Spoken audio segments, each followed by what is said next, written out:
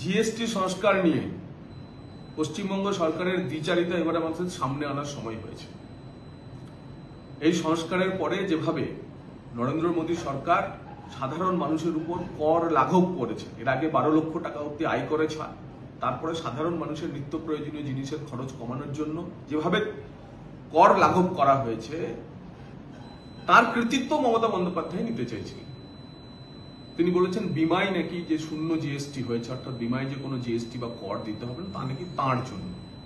কিন্তু আসলে জিএসটি কাউন্সিলের বৈঠকে সাধারণ মানুষের এই কর কমানোর যে প্রক্রিয়া চলছিল, তাতে সবচেয়ে বড় অন্তরায় ছিল মমতা বন্দ্যোপাধ্যায়ের তৃণমূল কংগ্রেস। তারা এই প্রস্তাব পাশ করানোর বিরোধিতা করছিল বারবার।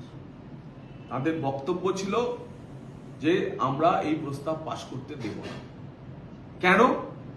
তাদের নাকি যে রাজস্ব কম হচ্ছে, যে রাজস্ব হ্রাস হবে, কমে যাবে যেটা, সেটা নাকি কেন্দ্রকে পুষিয়ে দিতে হবে। এবং শেষ পর্যন্ত কেন্দ্রের অর্থমন্ত্রী নির্মলা সীতারামন পশ্চিমবঙ্গের যারা প্রতিনিধি ছিলেন তাদেরকে বলেন যে আমরা চাই সর্বসম্মতভাবে জিএসটি কাউন্সিলে মানুষের কর লাঘব করার এই প্রক্রিয়া সম্পন্ন হোক, কিন্তু আপনারা যদি বিরোধিতা করবেন তাহলে আসুন ভোটে। এই ভোট জোগাড় করার জন্য এই পশ্চিমবঙ্গের পক্ষে কমপক্ষে 11টি রাজ্যকে আসার প্রয়োজন ছিল, কিন্তু পশ্চিমবঙ্গের পাশে ওই ইন্ডিজোটের রাজ্যগুলিও দাঁড়াতে চায়নি। ফলে নির্মলা সীতারামন যখন ভোটের হুমকি দেয় যে আমরা ভোটে যাব কিন্তু তবুও কর আমরা কমাবই, তখন পিটটান দেয় তৃণমূল কংগ্রেস। এবার আপনাদের রাজস্বের বিষয়টি জানাই যে কি ইকুয়েশন ছিল তৃণমূল কংগ্রেস কিভাবে মানুষকে কর কমানোর প্রক্রিয়া নষ্ট করে দিতে চাইছিল। এ যাবৎ কাল পর্যন্ত 5 প্রকারের জিএসটির রেট ছিল: 0, 5%, 12%, 18% এবং 28%। নতুন ব্যবস্থায় 3 প্রকারের কর ব্যবস্থা থাকল: 0%, 5% এবং 18%। আর সিন ট্যাক্স সেই হিসেবে রাখা হয়েছে 40% কর, যেটা খুব সামগ্রিকভাবে সিগারেট, তামাক, বিলাসবহুল গাড়ি, ইয়াচ, প্রাইভেট জেট ইত্যাদির উপর। আর্থিক ক্ষতি এমন কিচ্ছু হচ্ছে না, বাজারে অন্য কথা বলা হচ্ছে।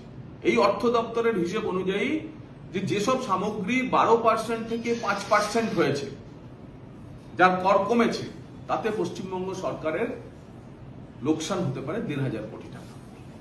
যেসব সামগ্রী 18% থেকে 28% থেকে 18% হয়েছে, তার জন্য পশ্চিমবঙ্গের ক্ষতি হতে পারে 1,500 কোটি টাকা।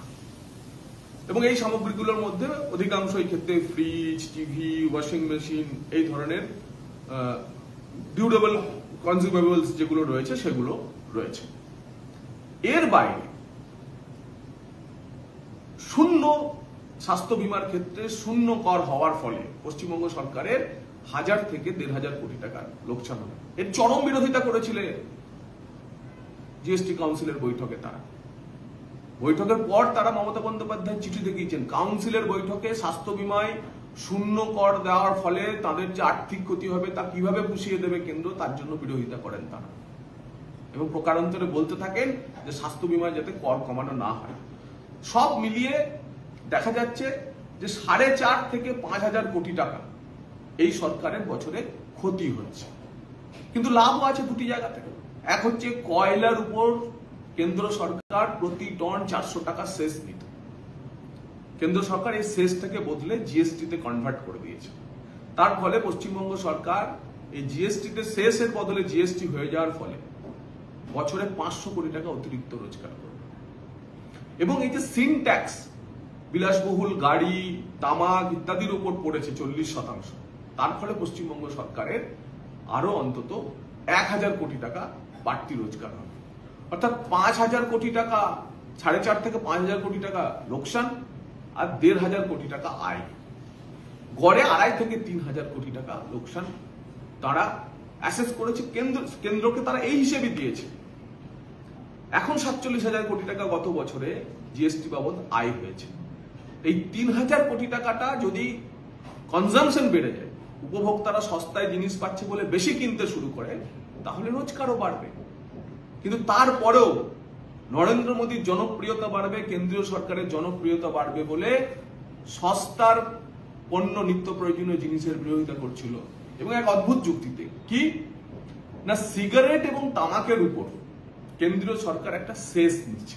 সিগারেট বা তামাকের দাম কিন্তু বাড়ছে না, কারণ এতদিন যে পরিমাণ জিএসটি ছিল তার উপরে ছিল সেস, গড়পড়তা ৮০% কর ছিল। সেই ৮০% কর কাঠামো থাকছে, তার কারণ ২৮%-এর উপর আরো ১২% কর যে চাপানো হয়েছে, সেই ১২% জিএসটির সুবিধা স্টেট গভর্নমেন্ট পাবে, কিন্তু বাকি ৪০% কেন্দ্র সরকার শেষ রেখেছে।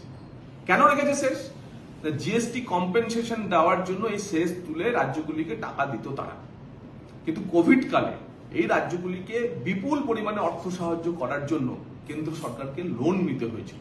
সেই লোন চলতি আর্থিক বছরের ডিসেম্বর বা সামনের আর্থিক বছরের আরো ২টি কোয়ার্টারে শোধ করার জন্য লাগবে। সেই কারণেই এই সিগারেট এবং তামাকের উপর বাড়তি সেস কেন্দ্র সরকার বসাতে চেয়েছিল। রাজ্য সরকার নাছোড় হয়ে বলতে থাকে যে তাদেরকেই শেষের ভাগ দিতে হবে, অথবা শেষ তুলে দিয়ে জিএসটিতে আনতে হবে। কেন্দ্র সরকার তা মানেনি, এবং শুধুমাত্র সিগারেটের উপর শেষের ভাগ পাবো না বলে পুরো যে নিত্য প্রয়োজনীয় জিনিস যে সস্তা হওয়ার প্রক্রিয়াকে বানচাল করে দিতে চেয়েছিল পশ্চিমবঙ্গ। শেষে যখন কেন্দ্রীয় অর্থমন্ত্রী ভোটাভুটির হুমকি দেন, এবং তখন এই ইন্ডিজোটের বাকি রাজ্যগুলিও তৃণমূল কংগ্রেসের পক্ষে আর দাঁড়ায় না, এবং শেষ পর্যন্ত সর্বসম্মতিতে এই জিএসটি সংস্কার বিল পাশ হয়েছে কাউন্সিল থেকে, এই বিধি পাশ হয়েছে, এবং মানুষ ২২শে সেপ্টেম্বর থেকে এর সুবিধা পাবে। এই হচ্ছে পশ্চিমবঙ্গ সরকারের দ্বিচারিতা।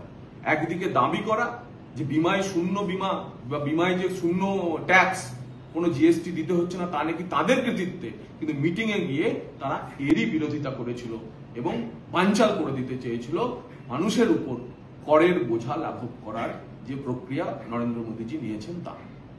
এই হচ্ছে তৃণমূল কংগ্রেস।